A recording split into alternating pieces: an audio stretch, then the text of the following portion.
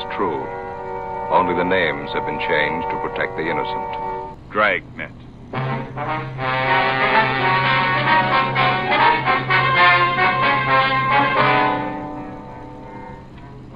You're a detective sergeant. You're assigned to a robbery detail. A holdup has been committed in a neighboring city. A bystander is shot to death. 2 others are wounded. The bandits are ruthless, well armed. Your job? Get them.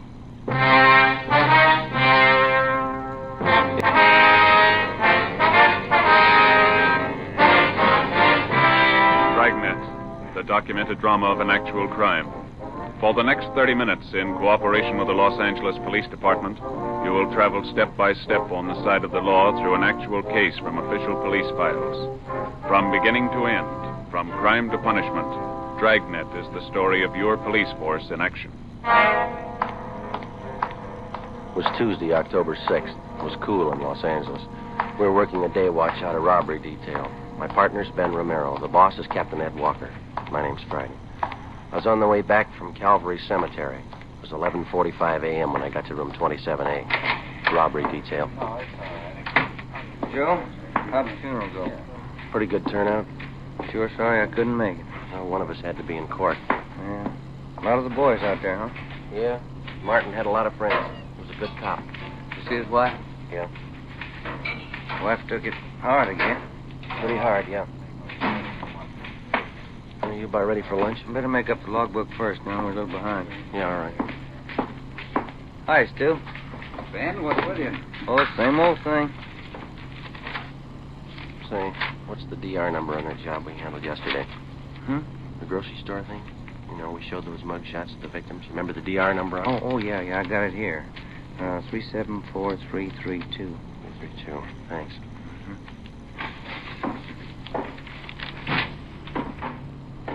Yes, sir? My name's Frank Cheney. Just been paroled from Folsom. Can you tell me where I registered? Yeah. I'll get one of the men from the rehabilitation detail. He'll take care of it. Okay, thanks. Excuse me, Ben. Oh, yeah. Bossberg. Johnny Bossberg? Yeah. Got a minute? Something for you here. I'll be right there. Did you contact the witnesses in this report here? Let me see. This one. What do you got? Oh, yeah, I took Fellow care of at it. the desk wants the registers next time. Okay. Excuse me, Romero. Yeah. Hi, you want to register? Yeah, my name's Frank Cheney. Okay. Address? 218 Belgrade. Belgrade. Where you been? Folsom. Got out Saturday. Okay, what'd you fall for? Robbery, 1st degree. How much do you owe? Served 18 years. I'm on life parole. Okay. Hey, Thaxter, you want to tell Rombo we're out for 7? Wait a couple minutes, huh? See the guy at the desk? The one with Bossberg? Yeah, it's an ex-con. Why? Frank Cheney, 1931. Jack Taylor and I had. First big one we ever drew. That's so. Did you ever hear of him? Used to call him a gentleman bandit. 1931, Claude. That's 18 years ago. Cheney was the biggest of them. Came from a wealthy family, too. Father's a millionaire. You sent him up, huh? San Quentin. Tried to break out with a partner. His partner killed a trustee. Cheney was sent to Folsom. From a millionaire family. That's a queer one. Yeah. Well, how about that lunch, fellas? Yeah, let's go. Seems like it could have been yesterday. 1931. We grow old right along with the thieves, huh? Where we go? Federal Cafe? That's all right with me. 18 years. Yeah. Sure goes by in a hurry. I wonder if Cheney thinks so. As far as day-to-day routine goes, police work is pretty much like any other job. To the rookie detective just starting in, there's new things to see, new things to learn. But 5 or 6 years on the detail and the job gets pretty ordinary. You see a lot of dirt, a lot of trouble and tragedy, and after a while you begin to wonder what all the glamour's about and the excitement that's supposed to go along with the job. The fall months went by pretty slow. On November 3rd, we closed a case against a gang of drugstore hold-up men. In December, Ben's youngster fell off a fence and sprained his wrist. My Uncle George from Renton, Washington, visited my mother and me in January. Stayed a couple of weeks. On January 28th, it rained. Ben and I checked into the office where we got a phone call from Lieutenant Mort Gear of the San Diego Police Department. He gave us additional information on a finance company holdup which had been pulled in San Diego the day before. In the robbery, one bystander had been shot and killed and another one wounded by the 2 bandits. They also shot a police officer 3 times through the stomach when he tried to stop him. Next day, Sergeants Ormsby and McGuire from San Diego arrived, and we helped them check the suspects through the stats office. Couple of bad ones, Joe. Both have guns and they use them. One of them got away in a car and the other one on foot. Is that right, McGuire? Yeah, big one used the car. Size ought to help some. 45 years old. Height 6 foot 1 or 2 inches. Weight 275, 85 pounds. Anybody get a look at the car? Blue Ford sedan, 1940 or 41 model. That's all we got. It's a rough one. After all the shooting, the witnesses didn't know what they saw. All mixed up. Well, how about the other one, the guy who got away on foot? He's a WMA, about 50 years old. 5 feet 8 and 9 inches. 145, 55 pounds. Wears glasses. Yeah, we got that on the teletype. Is that all? No, we traced from the Greyhound bus depot about 6 blocks from the holdup. Changed his clothes in the washroom there, left behind a coat and a gun. Yeah. The coat was kind of gift parolees from State Pen. Mhm. Checked it through our crime lab. Same kind of suits are issued to all ex-cons. No make. Well, at least you know one of them's an ex-con. How about that gun you found? It's a murder weapon. Our ballistics men went over it. No prints. Tried to trace the serial number. No record. CII in Sacramento's trying to run it down. Well, we got any hunches? A few. We're almost sure both of them had gone the route before. Pretty cool. Shot down 3 people, didn't bat an eye. How much did they take in the holdup? 11,000. Hey, your stats office make a run those descriptions yet? Here this morning, Roy and I's got the list of possibilities. They're pulling the mud shots now. We're going to be winding it up right now, don't you think? Hey, let's check. This way, fellas. Yeah. Go ahead, boy. Oh, thanks. How's the wife, Wormsley? Oh, fine, Ben. She's expecting again. What are you going to do, raise an army? 4 kids? That's not so bad. McGuire's wife wants 6. How about that, Mac? We got 5 now. No point in quitting when you're ahead. Frank? Yeah, Joe. You know Russ Ormsby and Tony McGuire, don't you? San Diego PD? Yeah, sure. Met him last trip. Hi. Fine, Frank. Good to see you. Good. Just ready to call you. Got those mug shots together for you. Here, got them right here. Okay. There you are. That's for suspect 1. This is for number 2. Okay, Frank. I'll check them out with the witnesses. There's one mug there. Here, let me show you. Here, this Yeah? matches the description pretty close. Safe man by trade, but he can go any route. His name's Weber. First name? Stanley. Call him Turk, I think, nickname. Know anything about it? He's an ex-con. Ormsby and McGuire drove back to San Diego to show the mugshots to the holdup witnesses and see if they could get an identification. Late the next afternoon, they called back to tell us that Stanley Turk Weber had definitely been identified from his mugshot by 4 of the 5 witnesses as one of the holdup men. His partner remained unidentified. We called Turk Weber's parole officer, got all the available information on the suspect, including his latest address, an apartment house on North Alameda. Weber wasn't there. We talked with the apartment house manager, and he told us that Turk hadn't been seen there since the day before the San Diego robbery and murder. We had a stakeout put on the apartment. Ben and I went back to the office and had the record bureau pull Weber's package. On his mama sheet, Ben spotted a familiar name, Henry Garson, another ex-con who was listed as one of Turk Weber's closest friends. Well, we got a hold of Garson's parole officer.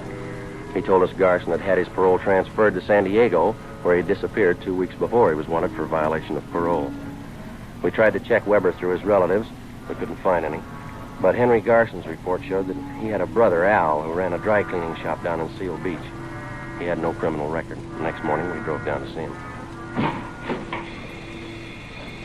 Yeah, Henry came around last July. It's the last time I saw him. I wanted to borrow my car. You got any idea where he might be now? No, You're his brother. I don't know where he is. It's the truth. I don't want to know where he is. Was anyone with him when he came to see you last? No. You know who his friends are? Friends? No. Would you look at these pictures, please, see if you can identify any of them? All right, just...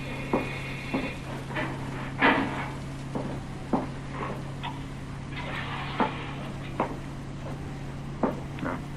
These here. No. Ah. How about these? No. No, no, look, can't you talk to me later? It's not good for business having cops around a shop. Who would you yell for if the shop was held up, Mr. What's Garson? that got to do with Your it? brother's in trouble. We might stop him from getting in deeper. Now, look, wait a minute.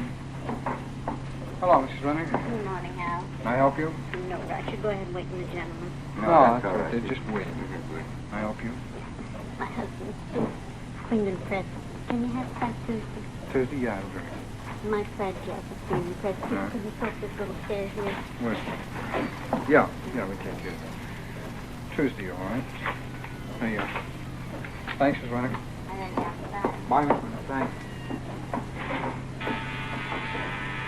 I don't like to hold you up, Garson. Just a few more questions. All right.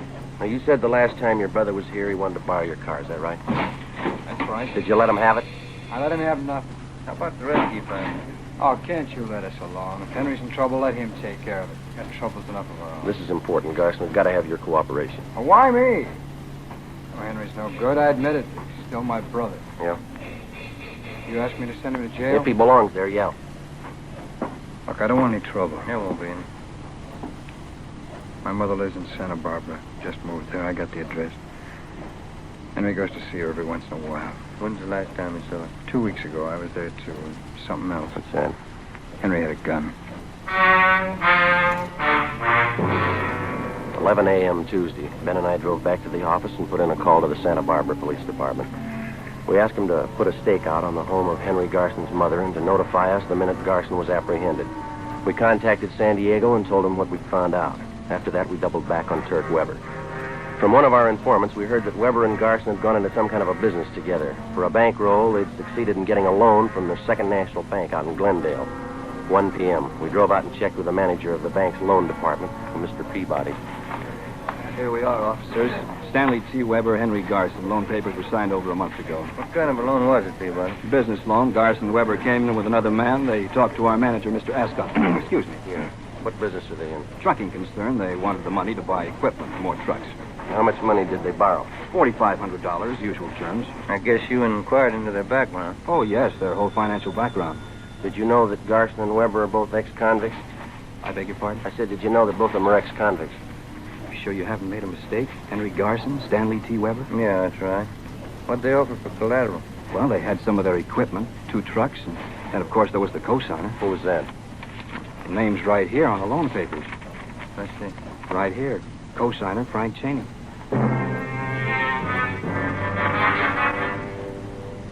2:30 p.m. Ben and I checked back into the office and went down the hall to R&I. We pulled a package on Frank Bertram Cheney.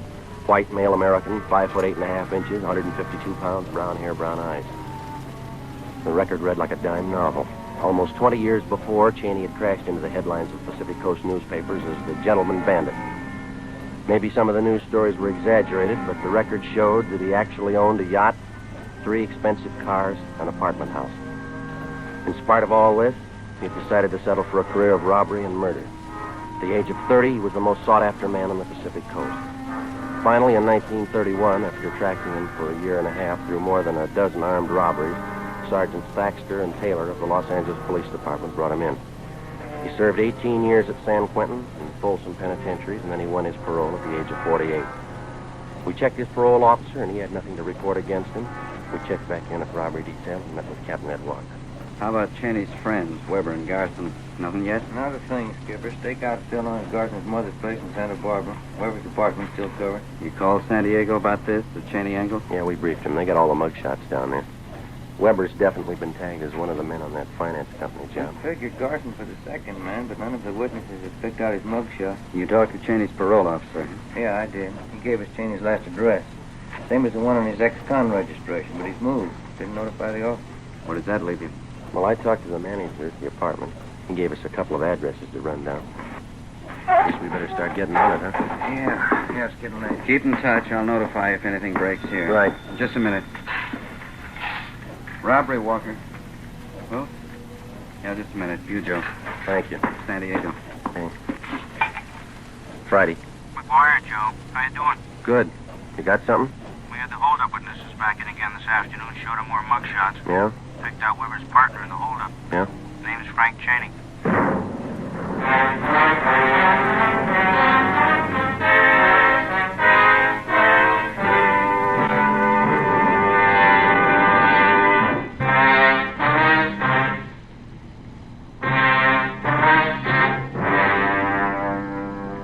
Tuesday, January 31st, 4 p.m. In addition to the San Diego teletype, we got out a local broadcast and an APB on Frank Cheney. By 4:30, Ben and I had checked out the first of 2 addresses where Cheney's former landlady told us that he might be staying. It was a rooming house out on West Washington. The owner told us that Cheney had stayed at his place for a few days, but that had been more than 2 months before. He had no idea where the suspect might be. We then drove to the second address. It was an apartment house on West Stanford near Slauson. The manager's name was Mrs. Pritchard. Why, yes, I believe Mr. and Mrs. Cheney are home. They've been in all day. Which apartment are they in, ma'am? Number 7, straight down the hall on your right. Thank you. They may be having dinner now. Are they expecting you? Be all right, ma'am. Thank you.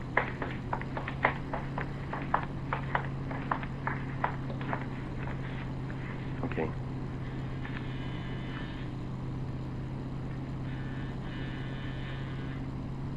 How about the door? It's open. Come on. The apartment was deserted. We checked the bedroom and the kitchen. There were obvious signs of a fast getaway. On a card table in the living room, we found the remains of a quick dinner. 2 places were set. One plate was almost clean, the other hardly touched. The coffee on the stove was still lukewarm. We called the office and arranged for a stakeout. Then we went back down the hall and talked to the manager again. They moved in about a month ago, Sergeant. They looked like any other newly married couple. Did you notice if they had any visitors, Mrs. Pritchard? Well, they might have, but I didn't notice. Did you notice anything odd about him at all? Only that one thing. Yes, ma'am. Mr. Cheney always seemed to have plenty of money. Put down 2 months rent in advance. But he didn't seem to have a job. Yes, ma'am. Well, every morning he'd sleep late, but his wife was up at 8 o'clock to go to work. Where'd she work, you know? A company called Thompson and some other name. Offices are down on South Hope. Builders, I think. Homes and things. My phone. Would you excuse me? Yes, ma'am. Go right ahead. Hello? Oh, yes. What? Yes, 2 police officers. Miss Pritchard, no. Hello? Cheney? Oh, yes, he hung up.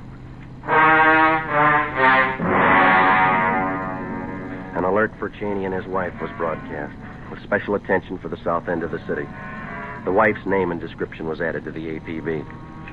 The next morning, Ben and I located her place of employment, Thompson and Kilkenny, a big construction company. The office manager told us that 3 days before, Mrs. Cheney had resigned her job by letter.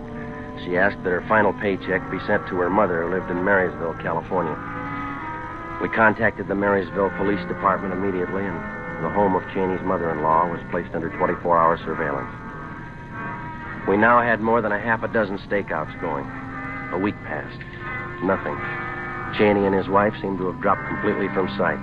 Wednesday, February 9th, we got a tip from the Santa Barbara police that Cheney's friend, Henry Garson, was in Los Angeles working in an auction house on Wilshire Boulevard. We ran it down. Looks like a high-class place. They got a nice crowd, haven't they?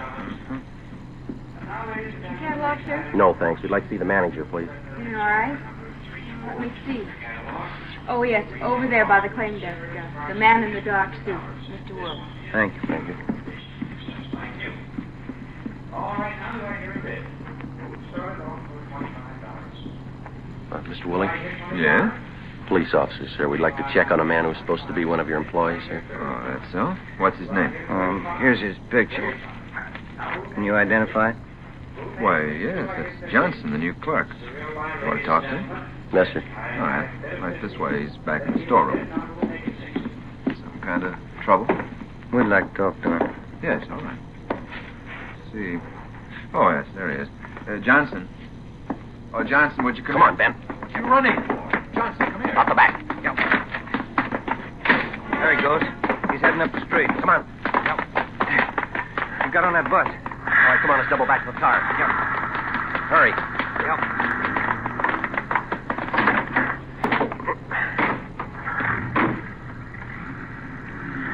See the bus?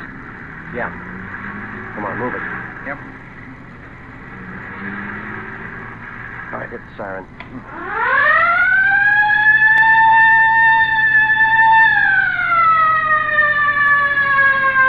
All right, that did it. The driver's pulling over. Pull up behind the bus there, huh? All right, come on, let's go. You cover the back door, will you? Fine. Open your door. Matter. Police officers want to check your passengers. Open that rear door right away. Yes, sir. All right, Garson, get off. I'm getting off. Coming at you, Joe. Getting off, copper. Make a hole. Stop it, Garson. He's got a gun. I said I'm getting off. All right, you let's drop it. Come on.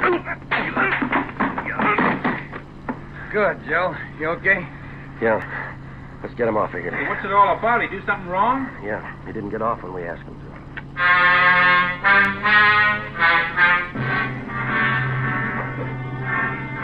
"9 p.m. Wednesday. We drove Garson to Georgia Street Receiving Hospital, where he was treated for minor cuts and bruises. Then we took him back to the office at the interrogation room. We called San Diego and notified them of the arrest. From 10 o'clock that night until 10 the next morning, Captain Walker, Ben, and I questioned Garson. He refused to admit that he even knew Frank Cheney or Turk Weber. By noon, he was pretty tired. So were we. At 12:05, a call came through from San Diego. Friday, this is Russ Ormsby. Yeah, Russ. Press lead on Turk Weber. He's got a sister living in San Clemente. Yeah? We've got her house staked out. Had a tip he's going to pay her a visit. When's that? This afternoon.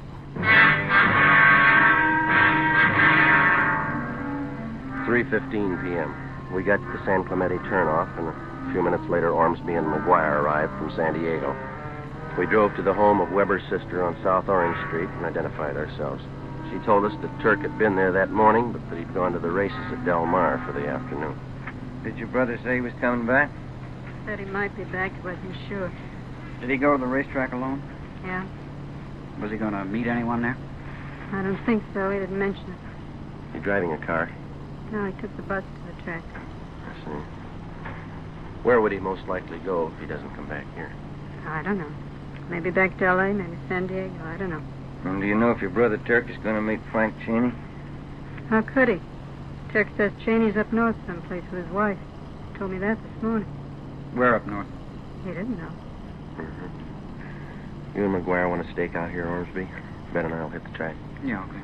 Look, I can't have cops here if Turk comes back. I think I framed him. You'll get over it. You don't know Turk. When he gets sore, he goes out of his head. He'll kill me.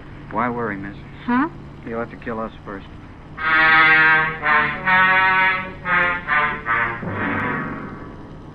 3:45 p.m. Ben and I left Weber's sister's house and drove down to the racetrack at Del Mar. We got there just at the start of the 7th race. We had no idea whether the suspect was still there or not. We alerted the security police, gave them mug shots of Weber. Then we went to the public address booth in the clubhouse and talked to the man in charge. A few minutes later, the trap for Weber was set. Mr. Stanley T. Weber, please come to the public address booth. Emergency phone call. Mr. Stanley T. Weber, please come to the public address booth. We waited. Ben stationed at a vantage point on one side of the booth, me on the other. Minutes passed. Weber didn't show.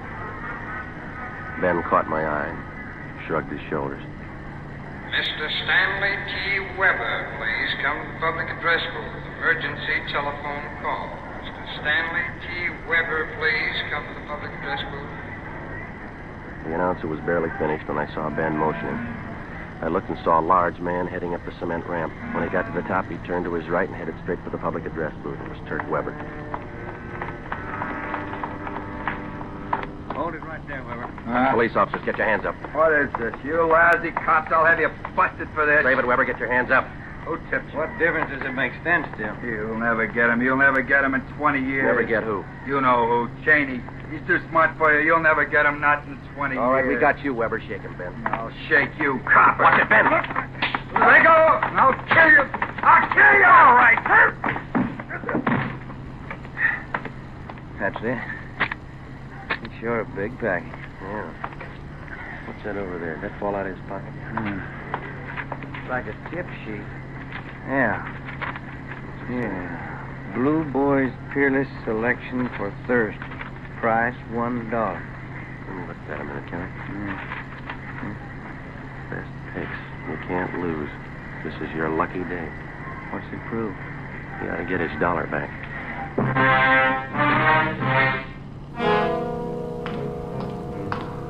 It was Tuesday, June 6th. It was cloudy in Los Angeles. We were working a day watch out of robbery detail. My partner's Ben Romero. The boss is Captain Ed Walker. My name's Friday. I was on the way back from communications, and it was 11:35 a.m. when I got to room 27A, robbery division. Bill, how are you? Oh, hi, Dave. Message in the book for you. Come in a couple of minutes ago. Oh, thank you. Woman's voice. Wanted you to call as soon as you got in. Yeah, thank you, Dave. I get it now.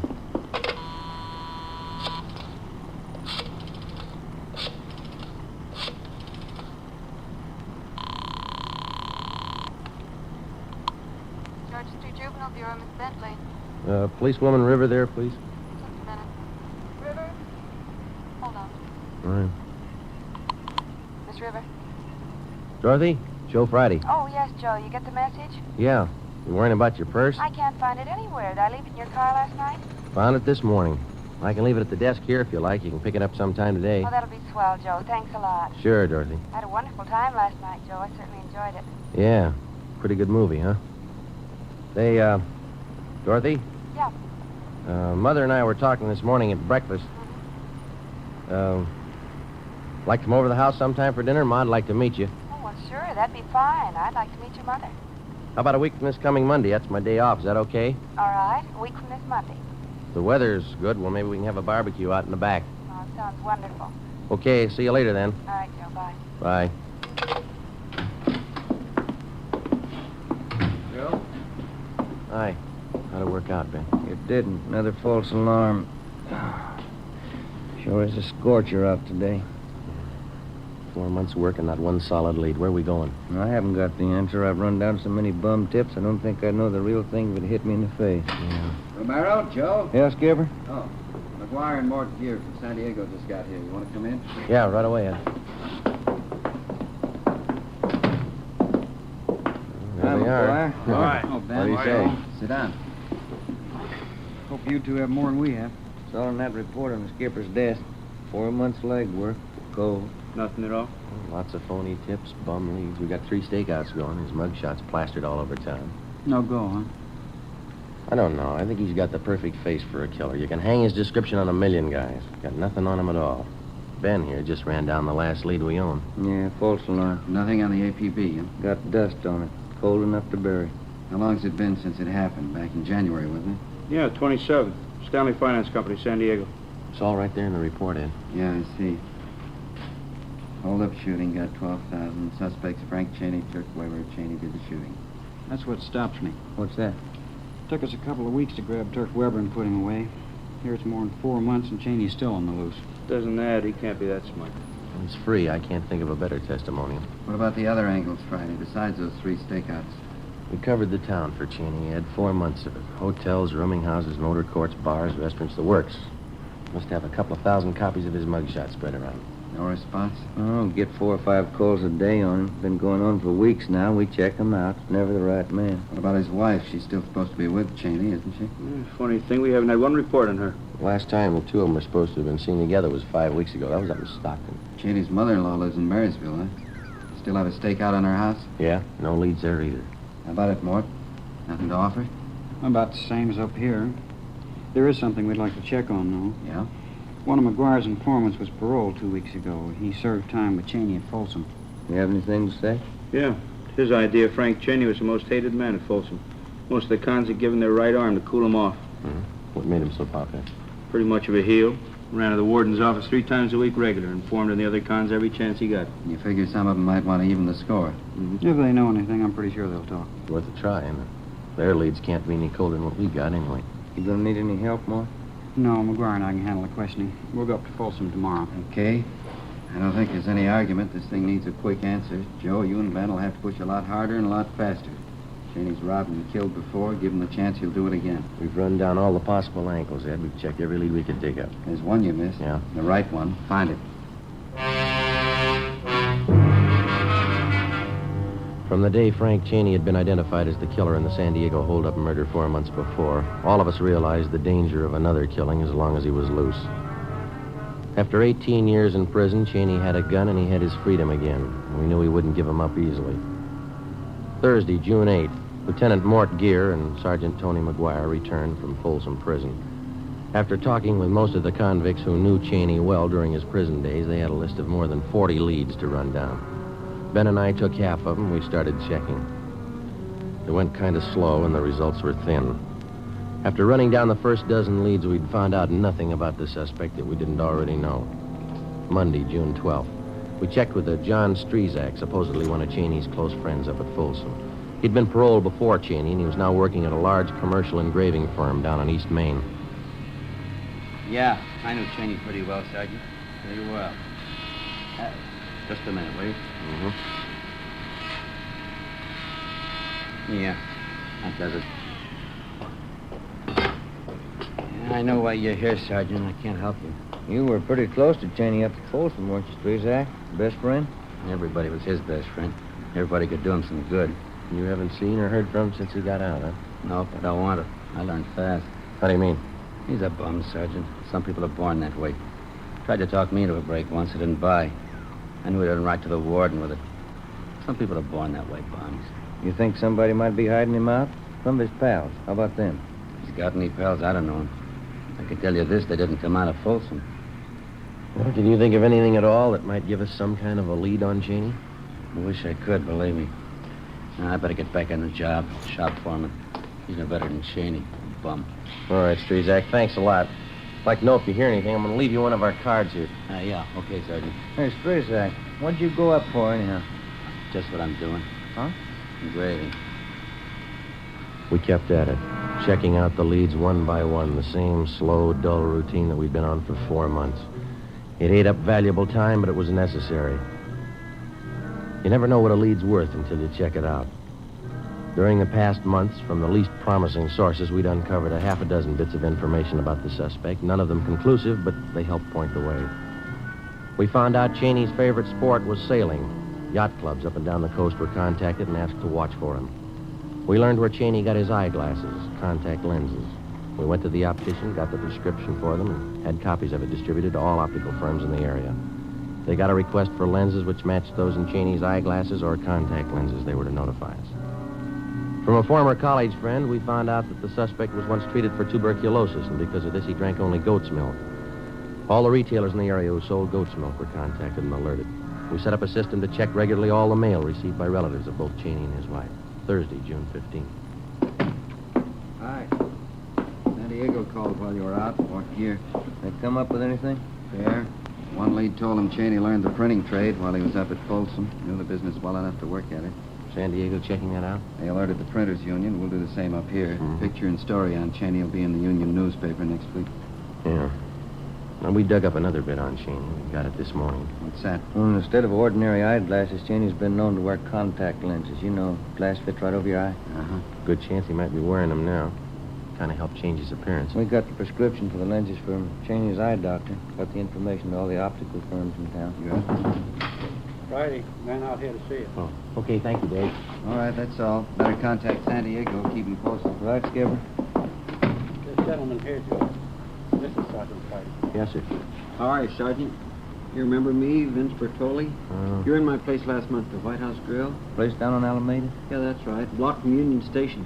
Both of you came in. Yeah. You had coffee and an omelet? You liked the Sure, omelet? sure, yeah. What can we do for you, Bertoli? Well, remember you were talking to me? You said you were looking for somebody. You left some pictures in this card of yours here. Yeah, that's right. Well, I lost the pictures. I don't know where I lost them, but I kept your card. That's why I came to see you. What? Well, as I say, I lost the pictures, but I still have an idea what they look like. Have you seen either one of those people, the man or the woman? Well, that's why I came to check with you. A week ago, one of my steady waitresses quit, and I hired this brunette with a hard luck story. Care for a stick of gum? Licorice flavor? No. Nothing. Well, after a couple of days, I remembered that picture you gave me, and I thought she looked a little like it. That's why I kept an eye on her.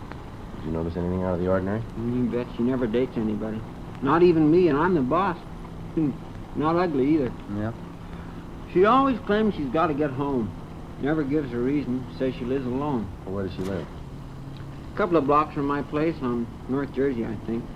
I checked the place where she does her shopping. They tell me she buys enough groceries for 3 people. She still insists that she's living by herself, though. Yeah, that's why I thought I'd better check with you. I lost the pictures, but I hung on to your card. Will you take a look at this photograph, Bertoli? Yeah. Sure, same one you gave me. Looks just like her, Mary Sloan. Who? Mary Sloan. That's her name, isn't it? You want to turn that picture over? Mrs. Frank Cheney. Thursday, 4 p.m. Ben and I drove down to the White House Grill and had a cup of coffee. We got a good look at the waitress, whom the owner, Vince Bertoli, suspected of being Mrs. Cheney. We left and waited outside in the car until 5 o'clock when the suspect came out. We followed her to a grocery store and from there to a rundown apartment building on Greystone Alley just off Temple. We waited a few minutes and then we followed her in. The tab on one of the mailboxes read, Mary Sloan, apartment 16. We went up. Which one, Joe? Number 16. Down this way. Come on.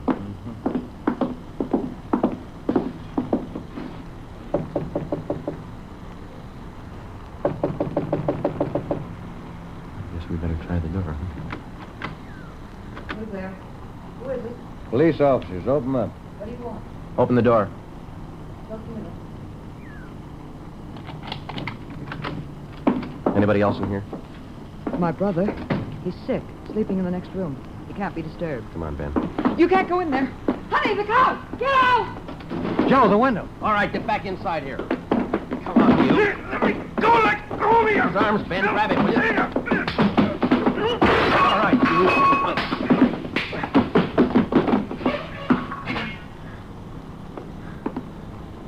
you. You all right? Yeah. Thought he broke my bridge work. You got clipped for nothing. Hmm? Not Cheney. We drove the man and the woman who identified herself as Mary Sloan back to the office where they are identified as fugitives from Miami, Florida. The man was wanted on charges of first-degree burglary. The woman was the accomplice. We turned the case over to Bunko Fugitive Detail. A little after 11 o'clock Friday morning, Ben got a tip that Cheney had been seen the night before at a small bar down near Fullerton. That's a Los Angeles suburb. He was supposed to be living in the area. We spent Friday, Saturday, and Sunday tracking it down. It went nowhere. On Monday, for the first time in 3.5 weeks, we had some time off. Half a day. I picked up policewoman Dorothy River and drove her out to the house for lunch. We had a barbecue out in the backyard. Certainly a wonderful place you have here, Mrs. Friday. Beautiful garden. Oh, thank you. It's a lot of work keeping it up. Roses didn't do well at all this year. Aphis, you know. Much more spare ribs, Dorothy. The fire's just right now. Oh, no, thanks, Joe. I've had plenty. Care for another cup of coffee, Dorothy? All right, thank you. I'm glad you could come today, Dorothy. Joseph's been talking so much about you. Oh? You surprised me a little when I met you. How's that? How about some more ribs, Ma? Oh, no, thank you, Joseph. I don't think you look at all like a policewoman. Most of them are rough-looking, aren't they? Oh, no, I don't think so. They look like most women, nothing much out of the ordinary about them. Oh? Well, times have certainly changed. We didn't have policewomen when I was a girl. Probably could have used them. Well, I don't know. I don't think we had so much crime then. Times were much different. You seem so young for such work, Dorothy. Policewoman. I'm 25, Mrs. Friday. Been with the department almost 2 years. Oh, yes, you're a young girl. Joseph's 31, you know. Yes, I know. Hey, Ma, how about letting me gather you the dishes up? Oh, no, that's all right, Joseph. You just sit there. Have your coffee. I'm used to this. Have to get used to housework when you're married. I'll bring out pie. It's a wonderful dinner, Joe. Your mother's very sweet. Yeah, real subtle, isn't she? Oh, motherly instinct. Somebody has to look after you. That's the phone, Dorothy. I better grab it. I'll be right back. Okay.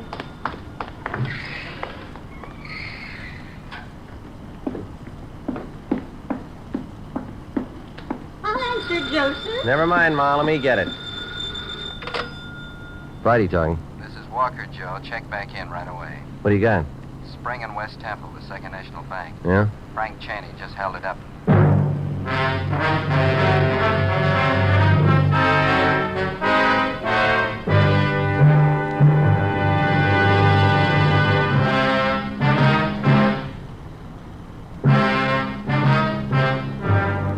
Monday, June 19th, 3 p.m. I went back to the office, picked up Ben and Captain Walker, and the three of us drove to the scene of the robbery at the corner of Spring and West Temple, the Second National Bank. Ricketts and Thaxter from robbery detail were already there questioning witnesses. We talked to the bank's vice president in charge at the time of the holdup, Mr. Bronson. He had a welt on the right side of his head and was pretty badly shaken. He had his hand in one of his coat pockets, and he walked straight over to me. It's the first thing he said. This is a holdup. You're positive of the identification, Mr. Bronson? I'm certain. This picture here, it's the man, all right. The others will tell you the same. Who's that, Mr. Bronson? The tellers, they all got a good look at him. No mistake. Well, what happened after Cheney approached him? He was very calm, very quiet.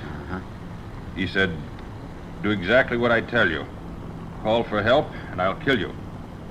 He was calm all the way through it, just like it was an ordinary business with him. Did he have you get the money for him? No, he ordered me from the back of the front counter there, and we went from cage to cage. Each time he had me say the same thing to the teller. This is a holdup. Give me all the currency you have. Don't call for help. Now, how many tellers did he have you collect from? 5. This line along here, windows 1 to 5. Oh, my knees were shaking so hard I could barely walk. I kept wondering if one of the tellers might try to sound the alarm. Yes, sir. What happened after he got the money? He had me walk in front of him, down there to the side exit. That's when he hit me, I guess. Side of my head. You can see here where they bandaged it. Yes, sir. How much money did he get, do you know? No, not quite sure. More than 4,000. I can't help but think how lucky I am. That man's a killer, I'm certain of it. Are you sure that we can't fix you up with a ride home? No, I'll be all right, thank you. My wife's on the way down now. Hey, can I see you fellas now? Yeah, thanks, sir. Excuse us, will you, Bronson? Yes, certainly. Rounded up all the dope on the getaway car Cheney used. Yeah? At 2 this afternoon, he went to a used car lot up in Figueroa, about 8 blocks from here. Asked to be shown a late model Ford. Yeah, go ahead. Salesman took him for a demonstration ride. When he pulled up for an arterial, Cheney jabbed a gun at him and told him to get out. Salesman got out. Cheney drove off. And 15 minutes later, he walked in here and pulled the robbery. That's it. The bank tellers tabbed the same Ford as the getaway car. Broadcasted all points on the car. Nothing yet. What time you got from there? 10 minutes to 4. What time did the alert go out, Thaxter? 2:45. Everything covered? Yeah, Union Station, both airports, and bus depots are all alerted. Roadblocks set up on the highways. Since 2:45. Just about. And Cheney's somewhere in the city. Find him.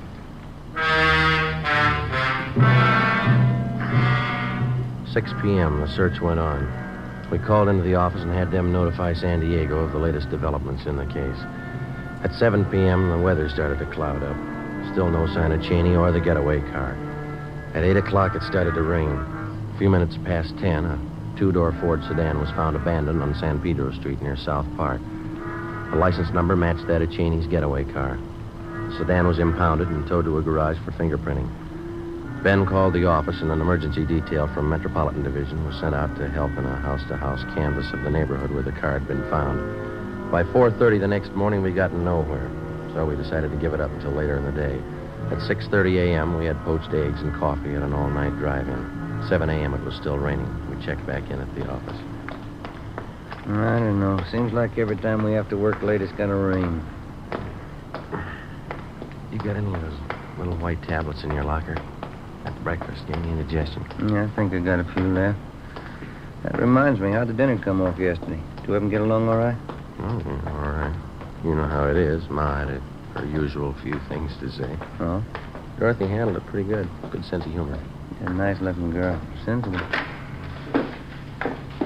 Hiya. What'd you say, Earl? You do any good? No, not much. Phone message in the book for you. You're supposed to call as soon as you get in.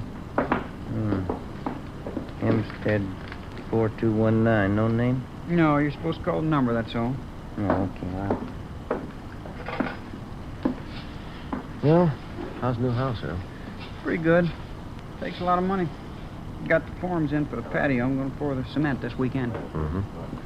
Got the place fenced off yet? Not yet, no. Those pickets cost money. Fellas are telling me that you're doing all the work yourself, huh? Me and the brother-in-law, yeah. Costs a lot of money, a new house. Sounds good, Joe. Who was it? Frank Cheney's grandfather. Yeah?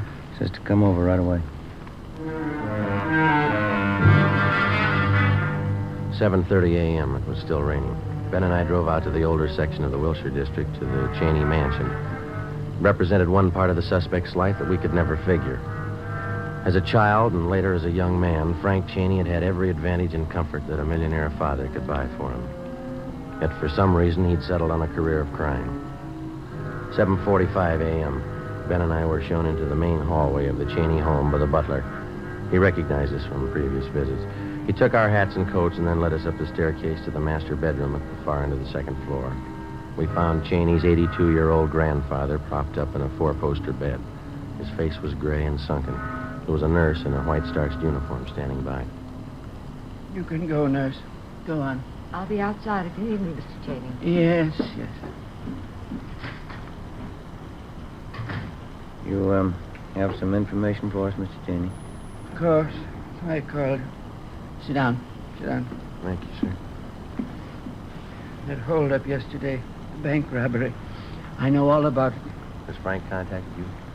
That's like the police. Get right to the point. Has he contacted you, sir? Yes. Hand me that glass of water, please. Oh, yeah. There you are.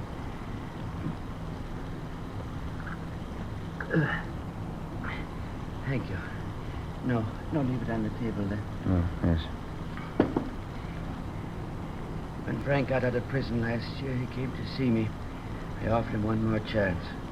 I told him if he decided to earn his way, he'd have all the help I could give him. He said he would. Yes, sir. I was a fool like everyone else. I believed him. Any idea where Frank is now? I gave him everything it was possible to give him. He wrecked the family, his father's life, my life. Everything he touched, he ruined. You know where he is now, sir? He telephoned me day before yesterday. He was going away, Central America. Why didn't you notify us? He was going away. I thought it'd be better. We've had enough notoriety, newspaper stories. How is he going to get to South America, sir? Swedish ship. He's going to work his way. He called from San Pedro. Staying in some hotel there. You don't know the name? Find and take him away. Bury him someplace. Okay, Joe. Yeah.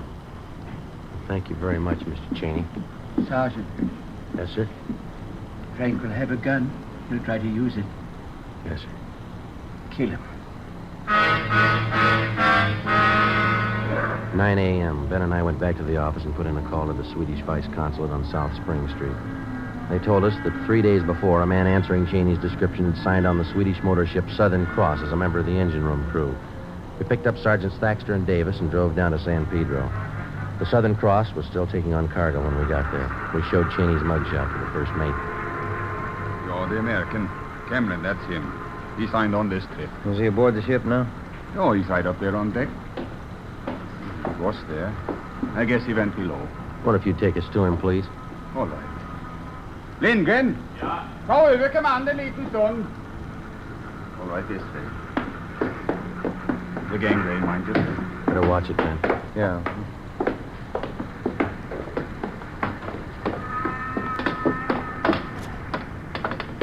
Look forward. Through here. Mm-hmm. Maybe you better stay behind here, sir. We'll take him. What's that? Might be a little trouble here. Do you want to stay behind us? All right. He must be in the engine room. Straight ahead, then turn to your left. Down the companion way. Right, thank you. Come on, now watch your step here. Yeah.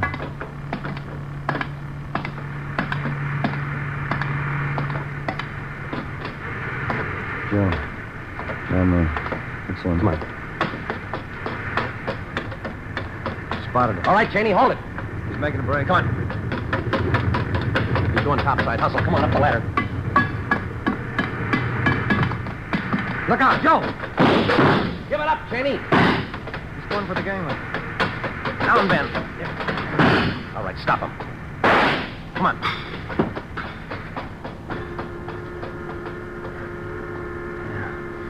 Through the shoulder. Yeah. Bumped his head when he fell. Gotta get the cuffs on him. Yeah. Where'd everybody disappear to? I guess you didn't notice when we came aboard. Huh? Look topside. See? Red flag. Oh, yeah. Taking on fuel, huh? There's some of the cargo right over there. Oh. High explosives.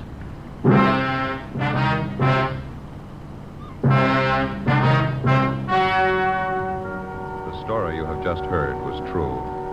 Only the names were changed to protect the innocent.